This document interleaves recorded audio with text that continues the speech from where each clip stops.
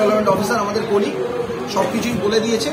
শুধু আমাদের তরফ থেকে একটা কথাই বলা, যে এই ব্যাংকের যে নির্বাচন প্রক্রিয়া অত্যন্ত শান্তিপূর্ণভাবে এবং সবার সহযোগিতায় এবং শ্রী শেখর দাস সিডিও, যিনি এখানকার বিশেষ আধিকারিক, ওনার পার্টিসিপেশনে এবং অ্যাক্টিভ কোঅপারেশনে অত্যন্ত নিরুদ্রবে এবং অত্যন্ত শান্তিপূর্ণভাবে সর্বাঙ্গীন সুন্দরভাবে নির্বাচনটি করা গেছে। এটার জন্য আমি ব্যাংক কর্তৃপক্ষ, ব্যাংকের যে বিশেষ আধিকারিক cooperative development officer Shri Shekhar Das এবং প্রত্যেক নবনির্বাচিত ডেলিগেট যারা আছেন প্রত্যেককে ধন্যবাদ জানাচ্ছি। এই মর্মে আমি একটু অনুরোধ করব, আমাদের যিনি আরেকজন কলিগ আছেন তুনা রায়চৌধুরী, কোঅপারেটিভ ডেভেলপমেন্ট অফিসার, ওনাকে কিছু বলার জন্য। ব্যাংক একটি প্রাচীন ব্যাংক এবং এটা 100 বছর অতিক্রান্ত ব্যাংক এবং ব্যাংকটি বর্তমানে স্পেশাল অফিসার দ্বারা পরিচালিত হচ্ছে এবং আজকে ব্যাংকের ডেলিগেট নির্বাচন সম্পন্ন হল। ডেলিগেট নির্বাচনের জন্য আমাদের সরকারের তরফ থেকে 3 জন এআরও অ্যাপয়েন্টেড হয়েছিলেন। একজন হচ্ছে Amit Mukherjee, cooperative development officer, Tuna Roychowdhury, cooperative development officer এবং Sunanda Niyogi, cooperative development officer. আমাদের এই ব্যাংক পরিচালনার ক্ষেত্রে 29 জন ডেলিগেট ছিলেন এবং 29টা ডেলিগেটের মধ্যে আমাদের 29টা নমিনেশনে জমা পড়েছে এবং যার জন্য বিনা প্রতিদ্বন্দ্বিতায় আজকে সমস্ত ডেলিগেটরা নির্বাচিত হলেন এবং আজকে আমাদের সকলকে শংসাপত্র বা সার্টিফিকেট আমরা প্রদান করি। এখানে তো কোনো দলীয় সিম্বল নেই, এখানে তো সেভাবে রেজাল্ট বলা যাবে না।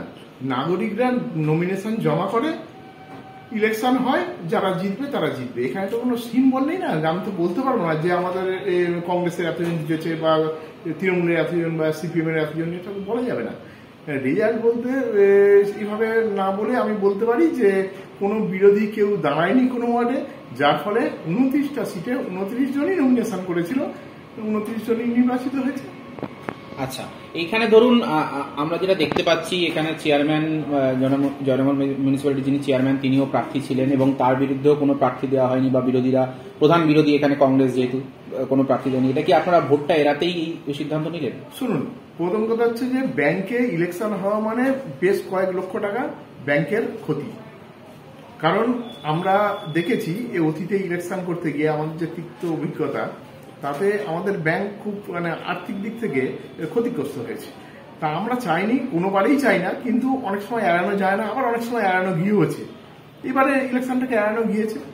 আমরা ব্যাংকের দিকে তাকিয়ে, এটা জয়নগরের মানুষ যারা আমরা এক জায়গায় বসে এই সিদ্ধান্ত নিয়েছি। তাহলে দলীয় যে সিম্বল, সেই সিম্বল ছিল মানুষের জন্য কি নিজেদের মধ্যে সমঝোতা হলো, আসন সমঝোতা হলো? এই আসন সমঝোতা জয়নগর মজিলপুরের সকল মানুষের মধ্যেই হয়েছে। আমি আবার বলছি, এখানে কোনো রাজনৈতিক সিম্বল না। আমি হয়তো ব্যক্তিগত একটা রাজনৈতিক দল করি, আমার দলের কিছু লোক এখানে ক্যান্ডিডেট হতে চায়, অন্য দলেরও হতে চায়। সুতরাং আমরা বসে আলোচনা করে, সমস্ত দলের পক্ষ থেকে আলোচনা করে ক্যান্ডিডেট। আপনার দলে কতজন? এবং সব থেকে এটা বলার বিষয় সেটা হচ্ছে যে গত যারা ব্যাংক পরিচালনা করেছে, আমার সঙ্গে আগের ব্যাংকের সেক্রেটারি রয়েছে, ও এবারে 2 নম্বরে নমিনেশন করেছে, ডাইরেক্টরও হবে 2 নম্বর ওয়ার্ডেরও। বিষয়টা হচ্ছে যে যারা যেখানে ছিল সেই মেম্বারদেরই আমরা রেখেছি নতুন করে আবার ব্যাংক পরিচালনার স্বার্থে, কারণ তারা অভিজ্ঞ, তারা থাকুক, তারা ব্যাংক চালাক। এইটা আমাদের সঙ্গে আলোচনা করেছিল জয়নগর টাউন তৃণমূলের পক্ষ থেকে চন্দন চ্যাটার্জি এমএলএ সাহেব আলোচনা করেছিলেন, তারাও আমার এই প্রস্তাব মেনে নিয়েছেন। ব্যাংকের এই আর্থিক এটাকে এড়ানোর জন্য ইলেকশনটাকে এড়ানো গেছে। আমরা চাই ব্যাংক ভালোভাবে চলুক, এলাকার জনগণের জন্য এই ব্যাংক যথেষ্ট পরিষেবা দেয়, সেইটা উত্তর আরো বৃদ্ধি পাক, এটা আমরা চাই। বিজেপির তরফ থেকে যেটা অভিযোগ করা হচ্ছে যে বাইরে বিরোধিতা দেখালেও সে টাকার যেখানে ভাগ বটরা সেখানে সবাই এক, কি বলবেন? বিজেপি এটা আপনার কাছ থেকে শুনলাম এটা বলেছে, বিষয়টা তা নয়। বিষয়টা হচ্ছে বিজেপিও তো এই সমঝোতাকে মেনে নিয়েছে, নাহলে নমিনেশন দেওয়া তো কারোর আটকানো ছিল না, তারা তো নমিনেশন করতে পারতো, তারা নমিনেশন দেয়নি।